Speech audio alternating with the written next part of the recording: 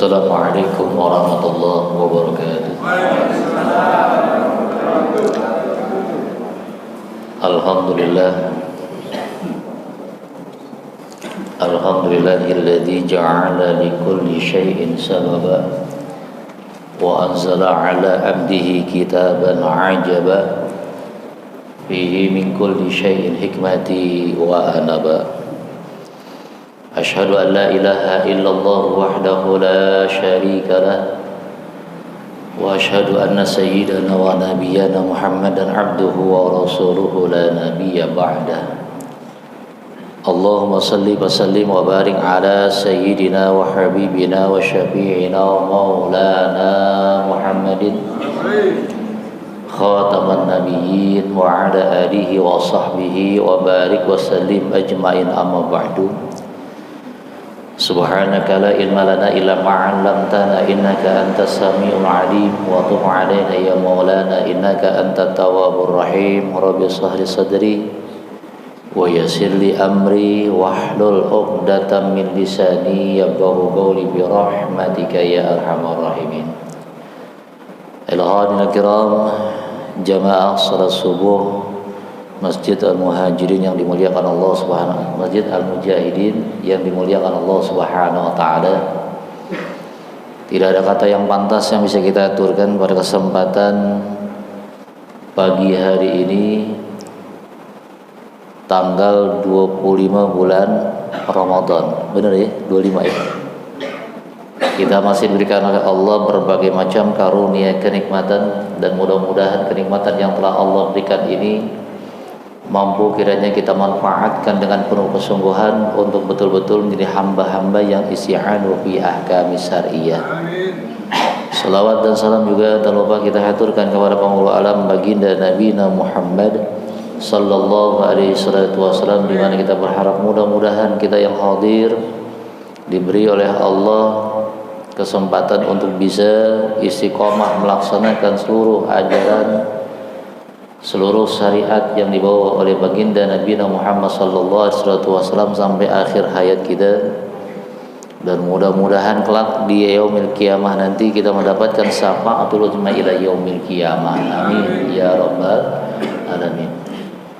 Jamaah yang Allah Subhanahu wa taala, kita berada di penghujung akhir bulan Ramadan, di fase yang ketiga, ya.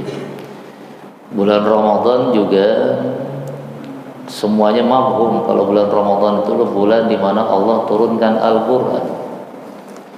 Ini banyak versi yang menyatakan Al-Qur'an turun, ada yang bilang tanggal 17, ada yang bilang tanggal 27, ya. Dalam Al-Qur'an disebutkan tuh Al-Qur'an diturunkan Allah di bulan yang sangat mulia, Syahrul Ramadan alladzi unzila fihil Qur'an. Diturunkan di bulan yang mulia. Sesungguhnya bulan Ramadan itu bulan di mana Allah turunkan Al-Qur'an. Diturunkan Al-Qur'an di bulan yang mulia. Dari nama Ramadan saja itu sudah sangat agung tuh nama Ramadan. Kita biasanya kenal Ramadan itu artinya apa? Biasa kita bilang bulan puasa. Kan gitu ya.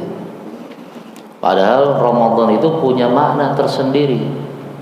Jadi dari makna Ramadan saja luar biasa tuh. Ramadan itu adalah sighat mubalaghah. Dari asal kalimat madinya adalah Ramadha atau Ramidha. Ya. Itu maknanya adalah api yang menyengat, panas yang menyengat. Tuh, nama Ramidha atau Ramadha itu maknanya adalah panas yang menyengat. Kemudian kedapatan atau ditambah dengan alif dan nun sebagai sighat mubalaghah. Kalau dalam kaidah sharaf itu nyatakan ziyadatul harfun tadullu ala ziyadatul makna. Bertambahnya huruf dalam satu kalimat itu menunjukkan makna yang bertambah dalam kalimat itu sendiri. Jadi kalimat nama Ramadan menjadi Ramadanun, ya. Itu maknanya adalah panas yang bisa menghancurkan seluruh dosa-dosa sang makhluk. Itu luar biasa tuh. Dari namanya doang tuh luar biasa. Ya, namanya saja bisa bukan tercengang, bukan main tuh tercengangnya kita dengan nama Ramadan saja luar biasa. Jadi panas yang bisa menghancurkan seluruh dosa-dosa seorang hamba. Pantas kalau kemudian Rasulullah menyatakan dalam hadisnya itu, man shoma ramadhana imanan wa ihtisaban ghufira lahu taqaddama min dzambik. Ya. Yang namanya dosa itu bisa dihancurkan dengan amalan ibadah. Maka Rasul menyatakan, man shoma ramadhan, siapa orang yang melaksanakan puasa dalam bulan Ramadan imanan, dengan penuh keimanan, wa ihtisaban, dan dia melaksanakan amalan-amalan kebaikan. Sekecil apapun amalan kebajikan yang dilakukan dalam bulan Ramadan, tapi dilakukannya secara kontinu sampai akhir, terus menerus sampai akhir, maka ghufira lahu, akan dihapuskan oleh Allah, diampuni oleh Allah semua dosa-dosanya. Ya, bagikan hancur tuh, hancur dengan panasnya terik, panas yang begitu amat sangat terik di dalam bulan Ramadan yang bisa menghancurkan. Yang bisa menghancurkan itu adalah amalan kebajikan kita. Wahtisab, ya, melaksanakan amalan-amalan kebajikan. Makanya kita mohon kepada Allah, mudah-mudahan seluruh dosa-dosa kita diampuni oleh Allah Subhanahu wa taala, dihapuskan oleh Allah Subhanahu wa taala. Ini Al-Qur'an diturunkan di bulan yang sangat luar biasa. Bukan hanya Al-Quran rupanya yang diturunkan di dalam bulan Ramadan, semua kitab-kitab Allah itu diturunkan dalam bulan Ramadan. Di dalam kitab Durratun Nasihin, Syekh Utsman bin Hasan bin Ahmad As-Sakir Al-Qawbawi menjelaskan, Musuhuf Ibrahim itu diturunkan oleh Allah pada tanggal 1 bulan Ramadan. Suhuf Ibrahim. 700 tahun kemudian Allah turunkan kitab Taurat kepada Nabi Musa pada tanggal 6 bulan Ramadan. Di Ramadan tuh, ya. 500 tahun setelahnya Allah turunkan kitab Taurat, Allah turunkan kitab Jabur pada tanggal 12 bulan Ramadan kepada Nabi Daud, kitab Jabur. 1200 tahun kemudian Allah turunkan kitab Injil pada tanggal 18 bulan Ramadan. 605 tahun setelahnya Allah turunkan kitab Injil, Allah turunkan Al-Quran pada tanggal 27 bulan Ramadan. Ini dalam kitab Durratun Nasihin tanggal 27, ya. Sementara kita biasa kenalnya tanggal 17. Mau tanggal 17 mau tanggal 27 nggak ada masalah. Yang jelas Allah turunkan di dalam bulan Ramadan, dan waktu yang diturunkan oleh Allah spesial, malamnya spesial tuh. Malam diturunkannya Al-Qur'an itu malam spesial, dinyatakan dalam Al-Qur'an tuh, inna anzalnahu fi lailatul qadar. Jadi turunkannya Al-Qur'an itu di malam Lailatul Qadar. Ya. Sementara banyak ulama menyebut malam Lailatul Qadar itu adanya di penghujung akhir bulan Ramadan. Kalau Imam Syafi'i dalam kitab Fathul Qarib itu tanggal ganjil di penghujung akhir fase ketiga, 21, 23, 25, 27, 29. Tapi yang dimungkinkan itu menurut beliau itu tanggal 23, 25 dan 27 itu. Ya. Itu saat-saat di mana diturunkannya oleh Allah malam Lailatul Qadar. Namun saudara, bukan berarti kita nungguin terus malam Lailatul Qadar. Lailatul Qadar nggak usah kita tungguin, ya. Kagak usah kita cari-cari tandanya. Oh, ini sekarang nih mungkin tandanya Lailatul Qadar. Tandanya begini, kagak ada angin yang bertiup kencang, tidak hujan tapi teduh, gitu. Gak usah kita lihat-lihat tanda-tandanya, karena kalau kita sibuk dengan melihat tanda-tandanya, akhirnya kita tidak sibuk dengan amal ibadah. Karena sebenarnya yang namanya malam Lailatul Qadar itu datang kepada kita itu nggak begitu saja dia datang. Dia datang itu dengan rekomendasi dari Allah Subhanahu wa taala. Dalam sebuah riwayat itu, malam Lailatul Qadar itu sebelum turun ke alam dunia, dia datang kepada Allah. Dia minta kepada Allah, ya Rabb, kira-kira siapa nih malam ini yang akan aku temui. Jadi nggak datang begitu saja malam Lailatul Qadar. Jadi Allah yang akan memberikan rekomendasi siapa kira-kira dari hamba-hambanya yang akan didatangi pada malam Lailatul Qadar. Karena malam Lailatul Qadar itu malam yang sangat luar biasa, Saudara. Khairun min alfi syahrin. Malam yang paling istimewa dibandingkan 1000 bulan. Artinya kalau seandainya seorang hamba manusia yang beriman kepada Allah dari umatnya Rasulullah melaksanakan ibadah, saat ibadah kemudian dia kedatangan malam Lailatul Qadar, sama dengan dia melaksanakan amal ibadah selama 1000 bulan, 83 tahun secara terus menerus tidak berhenti. Ini keistimewaannya. Siapa yang kuat melaksanakan amal ibadah selama 83 tahun terus menerus, kagak ada istirahat? Ada nggak yang kuat? Nggak ada. Ini kelebihannya nih, ya. Nah makanya malam Lailatul Qadar itu datang nggak begitu saja. Malam Lailatul Qadar itu datang kepada seorang hamba manusia setelah mendapatkan rekomendasi dari Allah. Jadi Allah akan menulis, mencatat nih siapa-siapa nih yang akan ditemui malam Lailatul Qadar. Nah setelahnya malam Lailatul Qadar menerima nama-nama, kemudian dikantongin tuh nama-nama manusia, nama-nama makhluk Allah, kemudian dia turun ke alam dunia.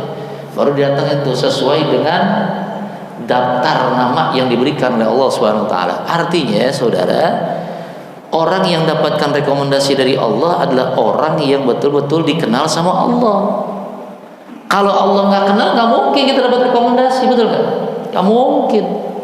Nah, bagaimana caranya kita kenal sama Allah, kan begitu?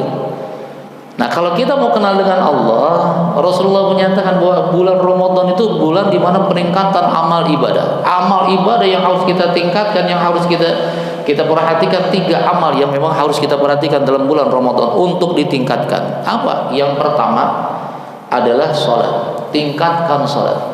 Yang pertama, tingkatkan sholat tentang kualitas sholat. Jangan sampai kita sholat cuma ikut-ikutan, ya. Sholat orang ikut-ikutan itu, Saudara, dia nggak ngerti tentang tata cara sholat. Jadi dia nggak ngerti mana yang namanya fard rukun, mana yang namanya sunnah. Dia nggak tahu tuh mana yang membatalkan sholat, mana yang tidak, ya. Kalau dia menjadi makmum, dia nggak tahu mana yang mengharamkan ketika dia melaksanakan satu perbuatan atau yang mengakibatkan makruh bagi dirinya. Jadi kagak punya ilmu, dia melaksanakan ibadah sholat nggak pakai ilmu. Ibadah sholat bisanya kualitasnya meningkat kalau kita punya ilmu. Makanya duduk di majelis ilmu, tanya kepada para ulama bagaimana tata cara kaifiyah sholat yang benar. Dari situ barulah kita berusaha untuk meningkatkan kualitas sholat. Selain kualitas sholat, juga kuantitas sholat dalam bulan Ramadan. Artinya di dalam bulan Ramadan ini kita jangan sampai merasa puas dengan melaksanakan sholat-sholat fardu saja. Laksanakan juga sholat-sholat sunnah. Ada sholat sunnah namanya sholat sunnah rawatib. Sholat sunnah rawatib itu adalah sholat sunnah yang mengikuti kepada sholat-sholat fardu. Biasa kita kenal dengan sholat sunnah ba'diyah qobliyah, ya, ada 12 rakaat. Itu sholat sunnah rawatib ada 12 rakaat dalam kajian fikih. Yang pertama 2 rakaat sebelum sholat subuh, 4 rakaat sebelum sholat zuhur, 2 rakaat setelah sholat zuhur, 2 rakaat setelah maghrib, dan 2 rakaat lagi setelah isya. Itu ada sholat rawatib. Ini sholat rawatib, ya, ada sholat yang tidak ditinggal oleh Rasulullah. Kagak pernah Rasulullah tinggal. Bahkan sampai-sampai disebut dengan sholat sunnah muakkadah. Saking begitu diperlukannya oleh Rasulullah, saking senangnya Rasulullah, nggak pernah ditinggal oleh Rasulullah Sallallahu Alaihi Wasallam. Makanya kalau seandainya kita sholat, jangan kita tinggal tuh yang kayak begitu, ya. Karena ini untuk menambah sholat fardu kita. Kita yakin sholat fardu kita banyak kekurangannya. Nah, tambalannya dengan melaksanakan sholat rawatib di samping sholat sunnah yang lain, misalnya sholat duha. Sholat duha ini Rasulullah melaksanakannya 6 rakaat, ada yang bilang 12 rakaat, ya, dengan tiga waktu. Waktu yang pertama adalah pembuka duha. Nah, sholat duha nih, pembuka duha. Biasa kita kenal dengan sholat suruk. Itu pembuka duha sebenarnya, 2 rakaat. Kemudian di waktu duha Rasulullah melaksanakan 4 rakaat dengan 2 salam, berarti 6. Nah, kemudian Rasulullah melaksanakan lagi 6 rakaat menjelang waktu ketika istiwa, sebelum istiwa, ya, jam 10 sampai dengan waktu istiwa. Itu 6 rakaat dengan 3 salam, semuanya 12 rakaat. Kalau kita bisa kerjain, kita kerjain. Gitu, ya. Kemudian sholat tahajud, apalagi itu? Tadi malam alhamdulillah di sini ngadain itikaf ya. Masya Allah. Melaksanakan sholat tahajud. Jadi sholatnya ditingkatkan dalam bulan Ramadan. Kenapa kok sholat yang harus kita tingkatkan? Karena sholat itu ada komunikasi kepada Allah, laporan kita kepada Allah, setor muka kita kepada Allah Subhanahu wa taala. Kalau dalam bulan Ramadan kita sering melaksanakan sholat sunnah, tambah dengan sholat sunnah, insya Allah Allah kenal kita, ya. Allah lihat kita, Allah perhatikan kita. Nah, ini intensif kita selalu berkomunikasi dengan Allah di dalam bulan Ramadan, bukan hanya sholat fardu saja, tapi juga sholat sunnah. Insya Allah yang seperti itu Allah akhirnya kenal sama kita, ya. Nah, insya Allah kemudian Allah memberikan rekomendasi kepada malam Lailatul Qadar, insya Allah. Yang kedua, yang harus ditingkatkan dalam bulan Ramadan untuk bisa mendapatkan malam Lailatul Qadar, perbanyak kasratul zikir, memperbanyak zikir kepada Allah. Zikir yang paling afdal adalah membaca Quran. Paling afdal itu membaca Quran, karena di dalam membaca Quran itu ada tasbih, ada tahlil, ada tahmid, semuanya kumpul tuh dalam Al-Quran. Ya, paling banyak tuh Al-Quran. Udah sempurna tuh kalau kita berzikir, apalagi dalam bulan Ramadan berzikir dengan membaca Quran, because di ala tilawatil Quran. Karena apalagi dalam bulan Ramadan kalau kita melaksanakan membaca Quran dalam bulan Ramadan itu yudhaiful hasanat, diganjar oleh Allah dengan lipatan ganjaran pahala sampai 10 kali lipat ganjaran. La aqulu alif lam mim harfan walakinna alif harfan lam harfan wa mimun harfan likulli harfin yudhaiful hasanati bi asyri amsalha. Dari setiap huruf itu diganjar dengan 10 kebajikan. Bayangkan kita baca alif lam mim, berarti yang keluar dari lisan kita ada 3 huruf tuh. Alif, lam, dan mim, 3 huruf. Masing-masing huruf itu diganjar dengan 10 kali lipat ganjaran kebajikan. Kalau kita baca alif lam mim zalikal kitabul la raiba fihi hudal lil muttaqin, kira-kira berapa banyak tuh huruf yang keluar? Banyak atau sedikit? Oh, bukan main banyak, ya.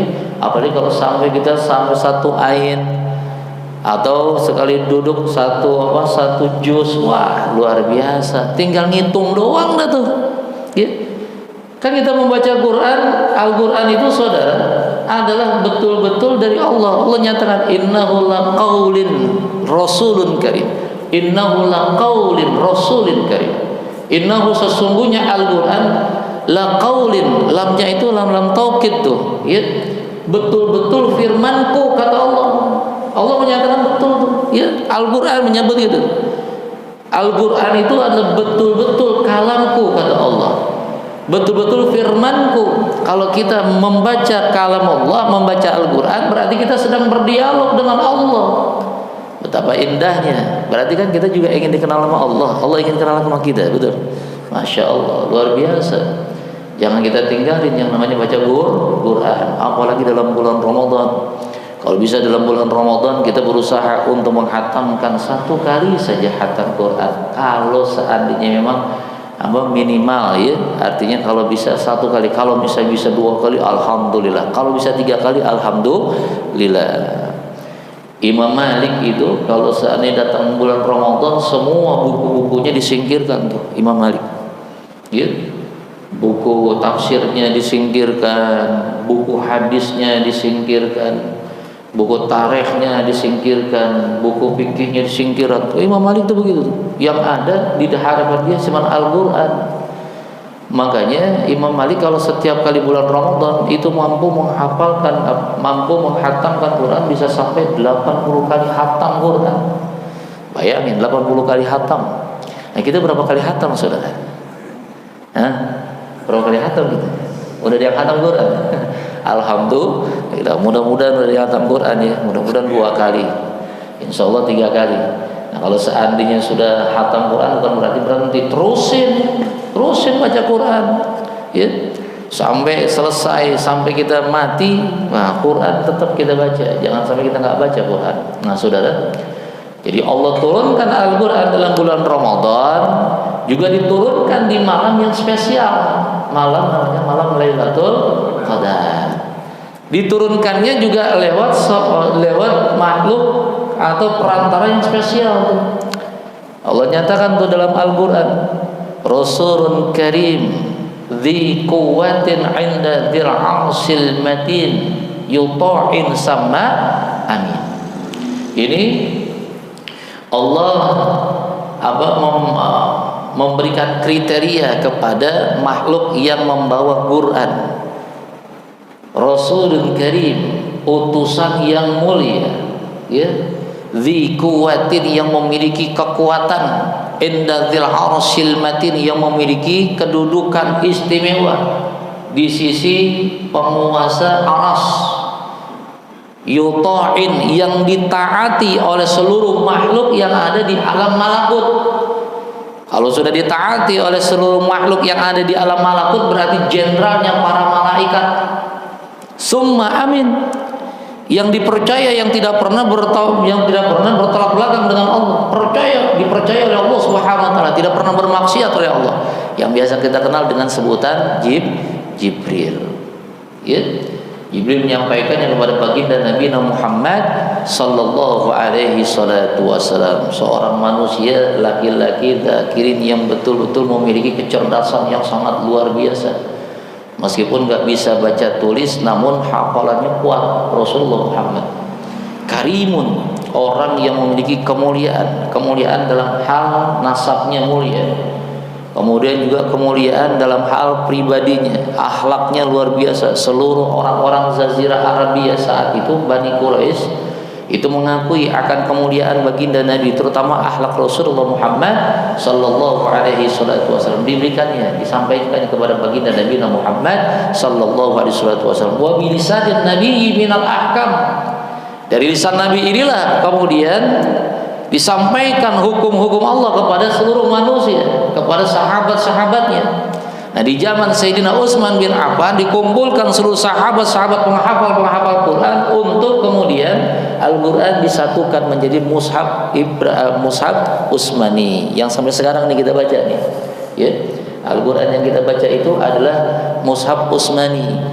Ketika dikumpulkan di zaman Sayyidina Utsman bin Affan, karena saat itu memang istihad Sayyidina Utsman, dikumpulkan semuanya tuh para sahabat-sahabat Rasulullah, penghafal Quran, juga Quran yang ada di pelepah-pelepah kurma, yang ada di kulit-kulit onta ataupun kambing dan sebagainya, ataupun yang ada di batu-batu, dikumpulkan semuanya tuh, kemudian dijadikan satu mushaf, namanya mushaf Utsmani. Karena bukannya perintah Allah, tapi melihat konteks Al-Quran, inna nahnu nazzalna dzikra wa innahu lahu lahafidun, sesungguhnya aku yang menurunkan Al-Quran dan aku yang menjaganya. Jadi ingat nih, Al-Quran dibukukan itu ketika Rasulullah telah wafat dan belum lama berselang. Masih banyak sahabat-sahabat yang hidup, sahabat-sahabat penghafal Quran masih banyak yang hidup, yang memungkinkan baginya tidak ada kekeliruan.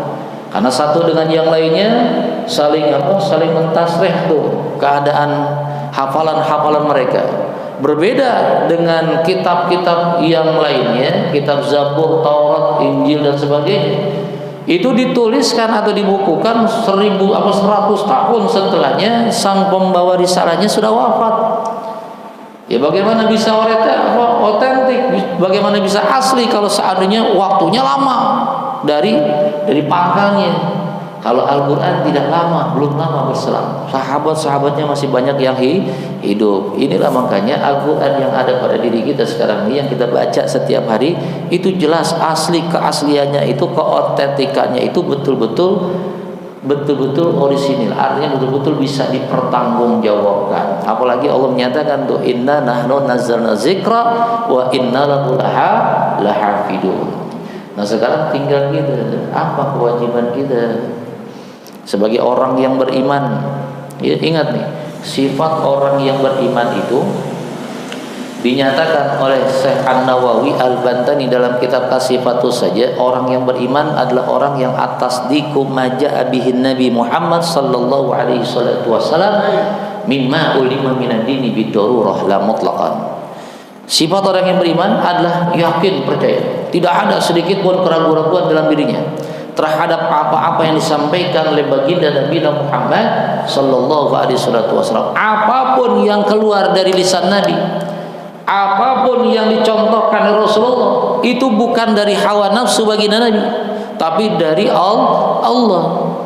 Ya, wa ma yantiqu anil hawa in huwa illa wahyu yuha. Tidak ada yang keluar dari Nabi itu, yang dibawa oleh Nabi itu dari hawa nafsunya. Semuanya itu adalah dari wahyu Allah Subhanahu wa taala. Ini orang yang beriman yakin.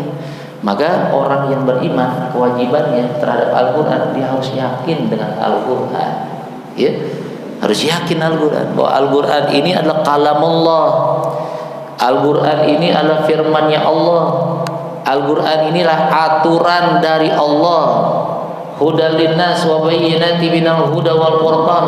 Fungsinya adalah memberikan kepada kita petunjuk. Al-Qur'an sebagai petunjuk bagi orang-orang yang beriman untuk bisa hidup bahagia dunia dan akhirat. Harus pakai tuh Quran. Jangan keluar dari Quran, jangan melenceng dari Al-Qur'an. Bahwa semua apa-apa yang ada dalam dunia ini yang diciptakan oleh Allah itu dijelaskan pula dalam Al-Qur'an. Ini fungsi Al-Qur'an. Orang yang beriman menjadikan Al-Qur'an itu sebagai pegangan hidupnya tuh. Ya? Dia yakin dan dia percaya, kemudian dia jaga kehormatannya dari orang-orang yang memang atau sekelompok manusia yang ingin menghinakannya. Nah, kalau kita orang yang beriman, kita mengaku beriman, kemudian kita nggak jaga di kemuliaan Quran, kita dipertanyakan tuh tentang keimanan kita. Ada orang yang membakar Quran, ada orang yang menghinakan Quran, yang melecehkan Quran. Kita diam aja. Kita kagak ada reaksi untuk membela Al-Qur'an. Kelak kita akan dipertanyakan oleh Allah. Kita akan diminta pertanggungjawaban oleh Allah Subhanahu wa taala, di mana pembelaan engkau terhadap kitab suci-Mu. Masya Allah. Ya kan sekarang ini kan banyak tuh, ya, banyak orang melecehkan Quran. Kita mau diam-diam aja. Minimal ada lah dalam hati kita itu perasaan kesel, marah, ya. Jangan sampai kita membiarkan Al-Qur'an dihinakan. Itu kan Al-Qur'an sebagai pegangan hidup kita untuk hidup bahagia dunia dan akhirat. Makanya jaga Al-Qur'an, jangan sampai Al-Qur'an dihinakan. Ya. Nah, saudara, kalau kita sudah paham, kalau kita betul-betul meyakini akan Al-Qur'an sebagai pegangan hidup, yang kedua, kewajiban orang yang beriman adalah mempelajari Al-Qur'an dan mengajarkan Qur'an. Pelajarin tuh Quran. Orang sekarang itu kalau sama anaknya lebih senang dan lebih intens anaknya belajar ilmu yang lain ketimbang ilmu Quran. Betul nggak? Betul nggak? Coba kita lihat sekarang. Ada nggak orang sekarang kalau anaknya mau ngaji, anaknya dituntun kemudian didudukkan di depan gurunya, kemudian minta, "Guru, ini anak saya mau ngaji." Ada nggak orang sekarang kayak begitu? Ada nggak? Kagak ada. Ya, anak kita kalau mau ngaji, anak sekarang nih kalau ngaji, dia ngaji yang nganter temennya, yang nganter ngaji temennya. Orang tuanya nggak pernah mau tahu tentang guru anaknya, tuh nggak ada mau tahu tuh anak orang tua sekarang. Tapi kalau seandainya kursus bahasa Inggris, kursus matematika, bimbel dan sebagainya, kita lihat tuh datang tuh orang tua, ya, berapa juga dikasih tuh duit, betul nggak? Tapi kalau guru ngaji anaknya, masya Allah, anaknya dia nggak tahu ngaji kemana, nggak tahu, cuma dia nanya ngaji di mana lo, mau ngaji sono, ya udah, gitu doang udah, ya, tuh jadi anak ngaji ke guru ngaji berdasarkan temennya yang ngajak. Orang tua nggak pernah mau tahu. Padahal yang namanya orang belajar Quran dan mengajarkan Quran itulah orang yang istimewa di hadapan Allah, di sisi Allah. Rasulullah sendiri yang menyatakan, khairun nas man ta'allamal Quran wa 'allamahu. Sebaik-baik manusia, seistimewa manusia di hadapan Allah Subhanahu wa taala adalah orang yang belajar Quran dan orang yang mengajarkan Quran. Kita mau guru ngaji anak kita, ya, yang bayarannya cuma sebulan paling 10.000, betul nggak 10.000? Di sini berapa? 50 dah. Itu terkadang nunggak tuh sampai 1 tahun nggak dibayarin. Masya Allah, ngenes gitu sama guru-guru ngaji, iya, ngenes. Guru ngaji dipandang sebelah mata, saudara. Masya Allah. Guru kampung tuh kagak pernah dihormatin. Padahal itu adalah manusia paling mulia di sisi Allah, paling istimewa di sisi Allah Subhanahu wa taala, karena mengajarkan kalam Allah, mengajarkan firman-firman Allah. Kita pengen nanti kalau kita mati, anak kita bacain kita Quran. Ya, kita di alam kubur dibacain Quran sama anak kita pengen sekali. Tapi ketika dia belajar Quran, gak pernah kita mau peduli dengan guru-gurunya. Alangkah ruginya tuh yang kayak begitu tuh. Masya Allah. Ya, sayang guru-guru ngaji dipandang sebelah mata. Ya Allah, bayarannya nunggak. Tapi kita pengen anak kita bisa ngaji, anak kita pengen bisa baca doa. Anak kita tahu tentang bagaimana ibadah kepada Allah, tahu yang mana halal mana haram yang ada dalam Al-Quran. Tapi kita nggak pernah mau peduli dengan guru ngaji anak kita. Masya Allah, ini namanya orang bahil, saudara. Ya, orang bodoh, orang keliru nih. Nih yang begini nih jangan sampai ada dalam kita. Kalau bisa yang namanya guru ngaji anak kita fasilitasi. Dulu saya waktu masih kecil, ya itu kemana saya mau ngaji, abah saya selalu bawa, mana mau ngaji di mana, di sana, ayo diantar sama orang tua saya. Dia diantar, orang dulu begitu, diantar. Sampai saya ngaji sama Habib Ali Al-Habsi Kuitang, dianterin dibawa pakai motor Vespa belakang. Ayo pagi-pagi subuh, habis sholat subuh berangkat tuh. Habib Ali, anak-anak mau ngaji sama ente. Tuh begitu orang dulu mah. Ya, kagak kayak sekarang, saudara. Masya Allah. Terkadang kita nggak pernah mau tahu tuh siapa guru ngaji anak kita. Akhirnya anak kita ngaji sama orang yang nggak benar. Kan banyak kekeliruan terjadi. Ya, wajib orang tua tahu siapa guru anaknya. Jangan sampai orang tua nggak tahu, nggak kenal. Karena nggak kenal, nantinya orang tua nggak tahu tuh sanad keilmuan gurunya. Kalau sanad keilmuan gurunya sudah tidak diketahui, akhirnya terjadilah yang namanya penyimpangan. Dan anak sekarang banyak tuh yang terjadi penyimpangan. Ya, karena biasanya anak sekarang tuh ngaji ikut sama temennya, sementara orang tuanya nggak peduli dengan dirinya. Udah selesai dah. Ya, anak kita yang pengen kita menjadi anak yang alim, yang tahu tentang hukum Allah, tahu-tahu kebablasan. Orang tuanya aja dia dimarah-marahin sama dia. Orang tuanya aja dianggap halal darahnya. Itu ada sekarang. Jangan kira nggak ada. Ya, ada tuh. Makanya hati-hati. Karena sekarang ini banyak sekali sempalan-sempalan yang memang ingin menghancurkan Islam. Yang direkrut itu adalah anak-anak muda. Anak-anak muda itu hati-hati tuh. Jadi orang tua memang harus perhatikan tuh guru ngaji anak-anaknya. Ya, jangan sampai kita sembarangan. Nah, saudara, kemudian kewajiban yang selanjutnya setelah kita mengkaji Quran, kita mau belajar Quran dan mengajarkan Quran, jadikan Quran itu sebagai bacaan kita. Baca Al-Quran. Ya. Membaca Al-Quran bagi orang yang beriman itu wajib, saudara. Jangan dianggap nggak wajib. Wajib. Rasulullah menyatakan tuh, Iqra' lil Quran fa innahu sayati yaumal qiyamah safihan bi ashabi. Baca Al-Quran. Kalimatnya amr tuh. Tidak ada qaid, tidak ada batasan di situ. Iqra' lil Quran, bacalah olehmu Al-Quran. Berarti kan wajib. Likulli kalimatun amrun tadullu alal wajib. Setiap kalimat amar itu menunjukkan wajib, meskipun ada kalimat amar yang tidak menunjukkan wajib. Kalau seandainya ada yang membatasi, ya. Nah, ini nggak ada batasan tuh. Berarti membaca Quran hukumnya wajib. Jangan kita anggap baca Quran itu hanya sekedar selingan, jangan. Ya, wajib baca Quran. Nah, sekarang orang sekarang itu lebih senang membaca HP, WA, Instagram. Betul nggak? Facebook kan gitu, lebih seneng begitu. Pagi-pagi habis bangun tidur, yang dilihat apa, yang dicari apa?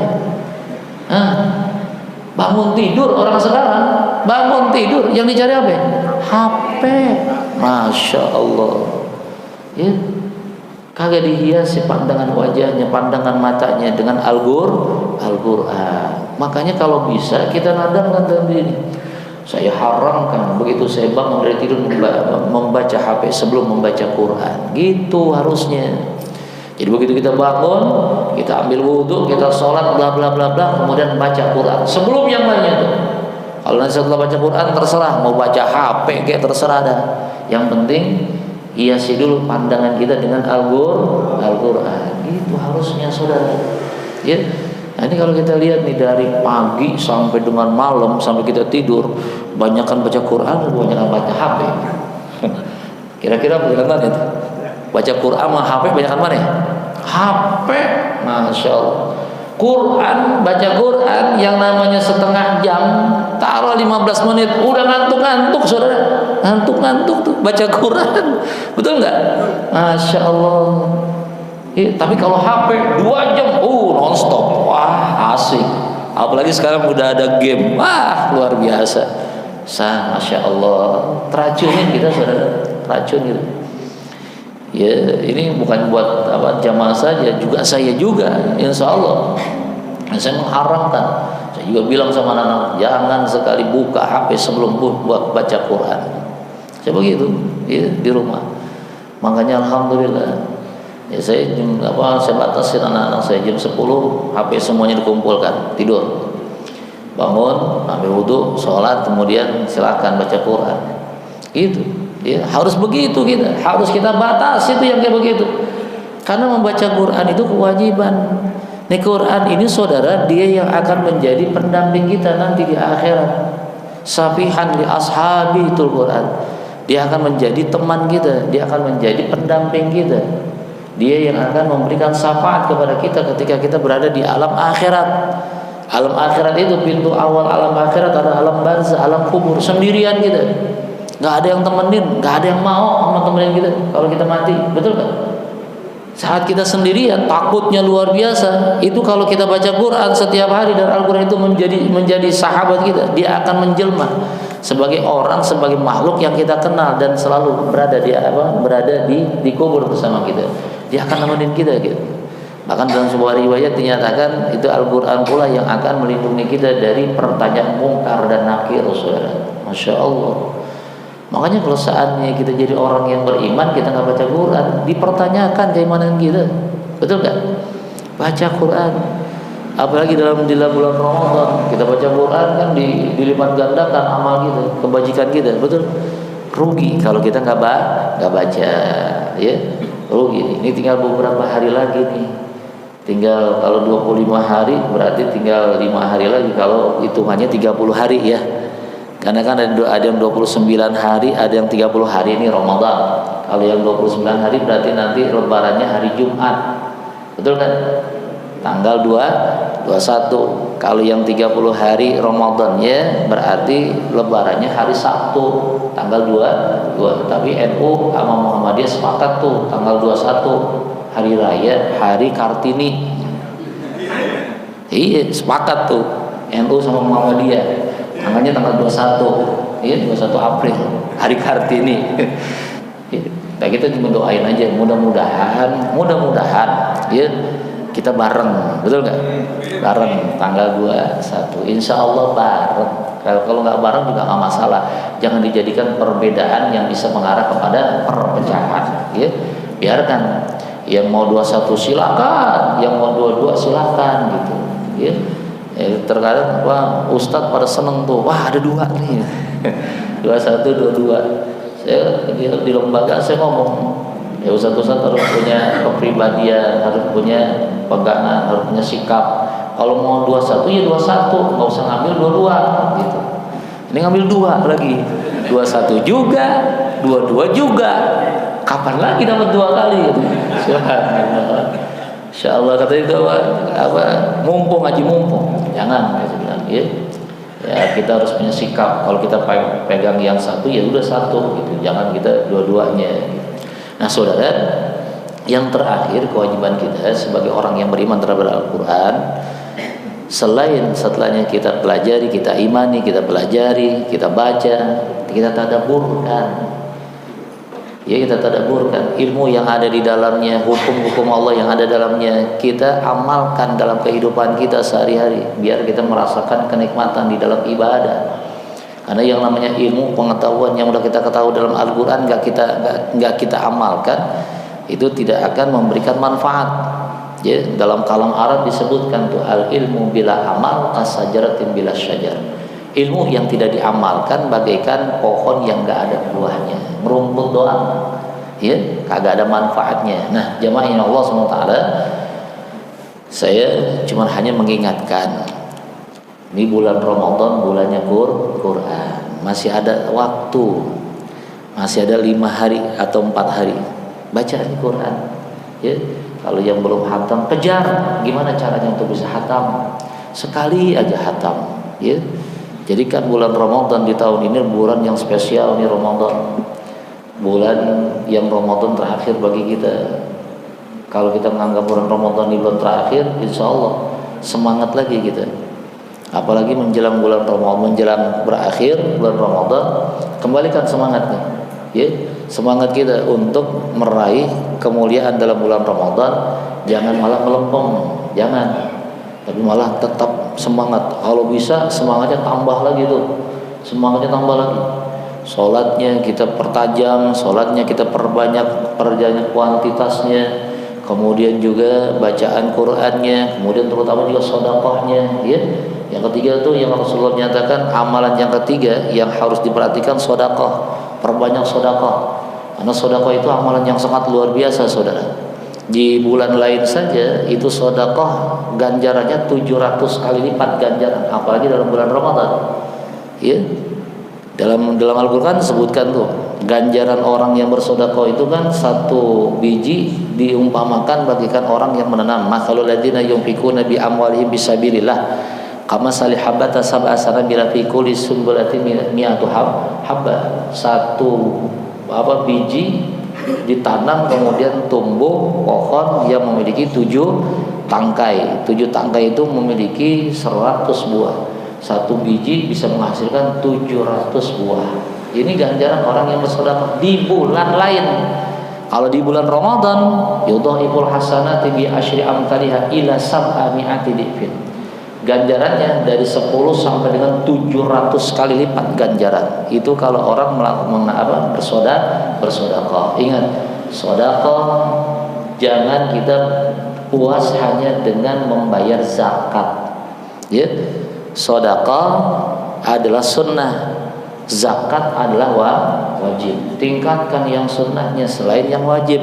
Kayak tadi itu, sholat jangan punya puas hanya dengan melaksanakan sholat fardu, tapi juga sholat sunnah. Sedekah juga gitu, jangan hanya kita puas dengan zakat, tapi juga harus kita melaksanakan sedekah. Makanya kalau orang bersedekah, insya Allah rezekinya akan makmur. Nggak ada orang bersedekah itu miskin, nggak ada.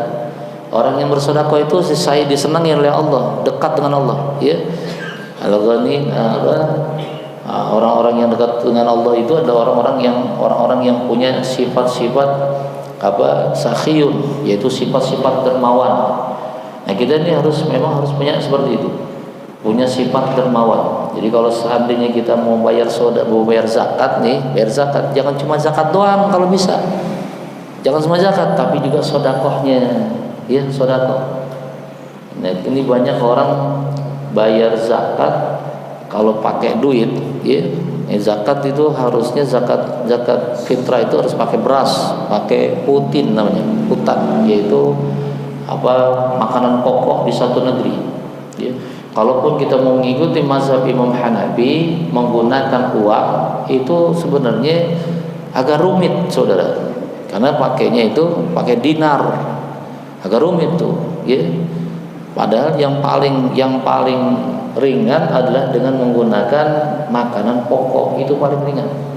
Bukan berarti nggak boleh pakai uang. Pakai uang itu mazhabnya Imam Hanafi. Tapi di situ ada kerumitan, saudara. Ya, makanya sepakat para ulama yang sebenarnya itu yang paling sah adalah dengan menggunakan makanan pokok. Ya, kita makanan pokok kita beras aja dah kita pakai. Juga diingat, terutama para hamil, jangan sampai sembarangan memberikan zakat. Ya, zakat itu kan diberikan kepada 8 asnaf, betul nggak? 8 asnaf, fakir, miskin, kemudian fisabilillah, ibnu sabil, amil, kemudian budak, kemudian orang yang baru masuk Islam, yang keempat gorimin, orang yang punya hutang. 8 asnaf. Jangan sembarangan ngasih. Dan orang yang merasa dia merasa bahwa tidak ada namanya di daftar penerima zakat, harusnya bangga. Kalau kita nggak ada nih dalam nama kita di amil, tidak ada di flashlist penerima zakat, harusnya kita bangga. Kenapa kita bangga? Karena kita tidak termasuk dari bagian orang fakir. Betul nggak? Iya kan? Nah sekarang kebanyakan orang kalau kagak dapat zakat marah-marah. Kemarin dapat zakat, tahun ini nggak dapat zakat, pasti marah-marah. Ini siapa nih yang jadi amil nih sekarang nih? Oh dia pantas, dia nggak senang sama gue. Tuh, aja gue nggak dapet dah. Padahal dia punya motor 2, makanan setiap hari pakai daging, ada makanannya. Berarti dia tidak memuliakan dirinya sendiri itu, yang kayak begitu. Ya, kan yang namanya zakat itu kan kotoran, betul nggak? Makanya kalau kita mau mulia jangan terima. Kita udah tua, kagak punya kerjaan, tapi kita punya anak, ya nggak usah kita terima tuh zakat. Kalau kita ingin mulia, ini sekarang punya harta, punya segala-galanya, kalau kagak dapat zakat dimarah-marahin panitia zakat. Ada nggak di sini? Sini nggak ada ya? Nggak ada ya? Insya Allah nggak ada di sini. Nggak usah terima tuh zakat. Jangan. Zakat kagak boleh diberikan kepada yang pertama, kepada orang tua, nggak boleh. Zakat juga nggak boleh diberikan kepada anak yatim. Anak yatim bukan menerima zakat tuh. Karena tidak ada dalam 8 asnaf anak yatim, kagak ada. Ya, anak yatim itu adalah kepedulian kita, tanggung jawab kita. Jadi anak yatim jangan diberikan kepada anak yatim zakat, jangan tuh. Karena kita yang harus punya kepedulian. Zakat tidak boleh diberikan kepada anak kita. Zakat juga jangan diberikan sama guru, nggak boleh. Kalau kita berikan zakat kepada guru kita, itu namanya kita menghina guru kita. Guru kita kalau kasih guru kita itu hadiah. Kasih hadiah, sedekah guru kita tuh. Ya, jangan kita kasih zakat, jangan. Kasihan guru kita nggak hargain tuh kalau kita kasih zakat. Ya. Makanya jangan dianggap guru tuh bisa masuk, dia mana bisa masuk fisabilillah, ibnu sabil bisa masuk ke amil. Ya boleh-boleh saja. Ya boleh saja, tapi yang namanya zakat itu kan kotoran, saudara, betul nggak? Muliakanlah orang-orang yang memuliakan kita, jangan sampai kita hinakan dia. Ya, makanya perhatiin tuh. Nah, orang yang berzakat juga adalah orang yang mulia. Nah, sekarang orang berzakat kemudian dia sendiri mau minta zakat, berarti dia bukan orang yang mulia. Harusnya memang orang yang berzakat, dia zakat, dia juga sedekah. Ya, misalnya sedekah dengan uang nih, ya. Zakatnya 35.000, dia punya uang 50.000. Yang 15.000 itu udah sedekahin, jangan usah diminta. Ya, nggak usah diminta lagi tuh kalau bisa. Ini saking bahilnya, punya uang 40.000, datang ke panitia zakat, bayar zakatnya 35.000, masih diminta 5.000. Masya Allah, tuh bahil tuh namanya. Kalau bisa bawa uang 100.000, nih bawa uang 100.000, zakatnya berapa? 35.000, sisanya berapa? 65.000. Nah, 65.000 ini untuk sedekah. Gitu harusnya. Usahakan begitu kita, ya. Kan yang namanya orang kaya, orang mulia itu kagak pernah mau nagih, kagak pernah mau begini minta, tapi maunya memberi. Ya. Kita harus rubah nih image kita. Harus rubah. Ya. Jangan sampai kita selalu minta, jangan minta, jangan. Beri kalau bisa, karena kita punya kemuliaan. Kalau kita ingin mulia, orang yang mulia itu adalah orang yang memberi, orang yang berbagi, orang yang peduli, itu orang yang mulia. Kalau orang yang tidak mulia, hanya mau diperhatikan, hanya mau minta, hanya mau menadah, itu nggak punya kemuliaan, saudara. Ya, makanya kalau nanti zakat jangan kita mengharap zakat, jangan mengharap zakat.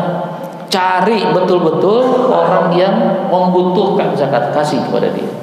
Ya, kita jangan, kalau kita ingin mulia. Makanya Rasulullah dengan keluarganya nggak bisa menerima zakat, haram menerima zakat karena mulia. Ya, dan kita pun kalau kita mau mulia, jangan sekali-sekali kita mengharapkan yang seperti itu. Insya Allah dengan seperti itu Allah akan berikan kepada kita kemuliaan. Amin ya rabbal alamin. Jemaah yang Allah SWT, inilah kajian kita tentang Quran. Ya, kenapa saya mengkaji Quran? Karena memang tanggal 27 mudah-mudahan kita semuanya mendapatkan malam Lailatul Qadar. Jadi mudah-mudahan kita pun bisa menghatamkan Quran. Mudah-mudahan Allah berikan kepada kita kekuatan untuk bisa memaksimalkan sisa waktu 5 hari ini untuk ibadah kepada Allah dengan semangat yang lebih dibandingkan yang kemarin. Amin ya rabbal alamin. Hingga kita memiliki keistimewaan amal kita dalam bulan Ramadan dan kita mendapatkan gelar la'allakum tattaqun. Amin ya rabbal alamin. Ini saja mungkin yang dapat saya sampaikan. Mungkin sebelum saya tutup ada yang mau ditanyakan? Saya persilahkan. Fadhal. Waalaikumsalam. Anak kecil belum mumayyiz itu kan belum zakat. Iya. Tapi anak kecil ini kaya, yang wajib mengeluarkan zakatnya ini diambil dari hartanya sendiri apa orang tuanya yang Iya. Ini maksudnya zakat mal ya. Iya. Kalau zakat fitrah semua umatnya Rasulullah tidak terkecuali. Ya, zakat fitrah wajib dikeluarkan. Hatta dia anak yang baru lahir 1 jam atau setengah jam sebelum maghrib di penghujung akhir bulan Ramadan lahir, wajib untuk mengeluarkan zakat fitrah. Apalagi dia udah udah tua. Kemudian juga orang miskin wajib mengeluarkan zakat fitrah selama dia masih ada makanan yang bisa dia nikmatin untuk 1 hari 1 malam di dalam bulan Syawal, 1 Syawal, wajib baginya. Dan itu ada kelebihannya. Kalau kagak ada sama sekali makanan, maka gak wajib baginya. Ya, orang miskin tuh. Yang dimaksud di sini adalah orang kaya, anak kaya mengeluarkan zakat mal. Ingat, zakat mal itu ada ketentuannya. Zakat mal itu ketentuannya apa? Ketentuannya ada nisab, ada haul. Ya, ada nisab, ada haul. Tidak ditentukan bahwa yang punya harta itu adalah orangnya sudah mumayyiz ataupun belum. Yang penting dia punya harta. Ya, kalau dia punya harta, misalnya anak kecil kalau punya harta dia nggak bisa menjaganya, maka yang menjaganya adalah walinya. Walinya itu yang menjaga hartanya. Nah, karena hartanya sudah sampai 1 nisab, sudah sampai nisabnya, sudah sampai batas hitungan kepemilikan dan sudah sampai haul, yaitu batas waktu kepemilikan, maka wajib untuk dikeluarkan. Yang mengeluarkan siapa? Yang mengeluarkan adalah walinya yang menjaga harta itu, gitu. Ya, bukan berarti karena dia masih belum mumayyiz belum wajib, bukan, tetap wajib. Kalau memang hartanya sudah sampai kepada batas haul dan nisab, ya. Jadi walinya yang menjaga harta itu, ya, dengan ketentuan-ketentuan yang berlaku nantinya, gitu ya. Ada lagi? Iya.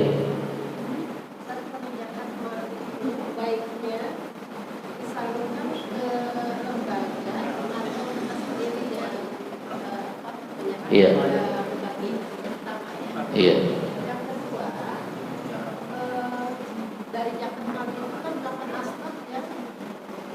Menerima.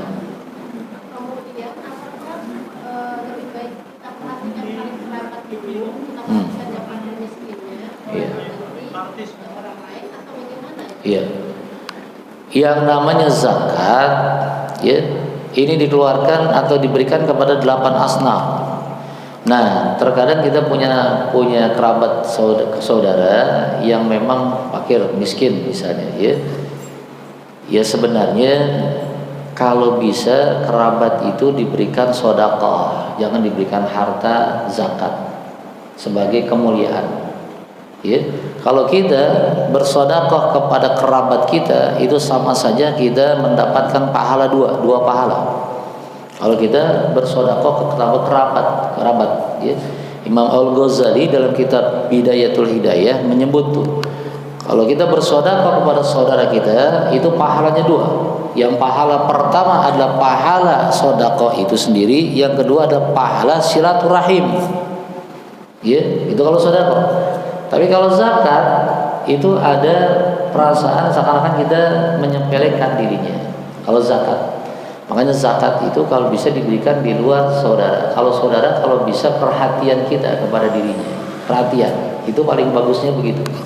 Kalaupun misalnya kita ya sudahlah nggak apa-apa, saudara nggak apa-apa sih, tapi ya tidak lebih baik gitu, tidak lebih afdal ketimbang orang lain. Jadi kalau saudara lebih baiknya adalah perhatian kita, ya perhatian kita kepada saudara kita, ya dengan kita memberikan hadiah, dengan kita memberikan sedekah, itu yang paling afdal ketimbang diberikan kepada zakat. Nah, sekarang zakat, apakah kita langsung memberikannya kepada 8 asnaf itu atau kita berikan kepada satu lembaga? Kalau memang memungkinkan bagi kita untuk bisa memberikan langsung dan kita tahu nih orang-orangnya 8 asnaf itu kita tahu, maka itu lebih bagus langsung kepada sasarannya gitu kan. Tapi kalau seandainya kita misalnya tidak ada waktu bagi kita untuk mencari orang yang memang berhak untuk menerima zakat, tapi ada badan amil zakat, boleh kita berikan kepada amil zakat kalau memang kita yakin. Karena kan biasanya amil zakat itu banyak yang tidak sesuai. Ya saya salah satunya punya teman yang ada sebagai pejabat di salah satu institusi amil zakat. Itu dana zakat diberikan bukan kepada yang berhak, tapi malah diberikan, diutangin kepada pengusaha-pengusaha. Masya Allah. Ya. Nah itu begitu tuh. Itu kenyataan. Yang ngomong sendiri ya teman saya tuh, salah satu pejabat di institusi, nggak usah saya sebutkan lah, ya. Tapi yang jelas seperti itu. Nah sekali lagi, kalau kita yakin dengan institusi itu boleh. Tapi yang paling bagusnya tepat sasarannya. Kalau memang kita tahu, oh ini fakir, ini miskin. Nah, kan nanti kan kriteria fakir itu bagaimana, miskin itu bagaimana, kan gitu kan, ya. Kemudian yang namanya budak bagaimana, rokik budak atau orang gorimin, status orang gorimin bagaimana, kan harus tahu tuh, ya. Ya emang susah mencarinya, susah, nggak sembarangan sasarannya. Nah karena apa kita sulit seperti itu, lebih baik udah deh ke institusi saja atau kepada amil zakat misalnya, boleh-boleh saja, asalkan ketika kita kasih jangan ada perasaan dalam kita, gue nggak percaya sama lo, jangan-jangan ntar duit gue lo kasih yang lain, kan nggak usah. Jadi kalau kita udah kasih gitu aja. Ya tentang masalah dia mau kayak gimana ngolahnya itu urusan dia, ya tanggung jawab dia setelah kita memberikan kepada institusi tadi, ya. Jadi boleh-boleh saja. Kecuali ingat, kalau untuk kerabat, ya lebih baik perhatian kita, bukan zakat yang kita berikan, perhatian kita, sedekah, hadiah, ya, karena nilainya itu lebih besar dibandingkan nilai zakat, terutama nilai pahalanya, ya, dibandingkan dengan zakat. Kalau zakat itu kan kotoran, seakan-akan kita menghinakan dirinya. Apalagi kerabat yang satu kandung, kasihan. Mumpung ada zakat kasih dah, berarti kita nggak mau perhatiin dia itu, ya enggak. Tapi kalau seandainya kita perhatiin dengan sedekah kita, dengan hadiah kita, berarti dalam hati kita ada perhatian buat saudara kita, gitu. Makanya orang yang bersedekah dengan saudaranya itu pahalanya 2. Dibandingkan sedekah kepada orang lain.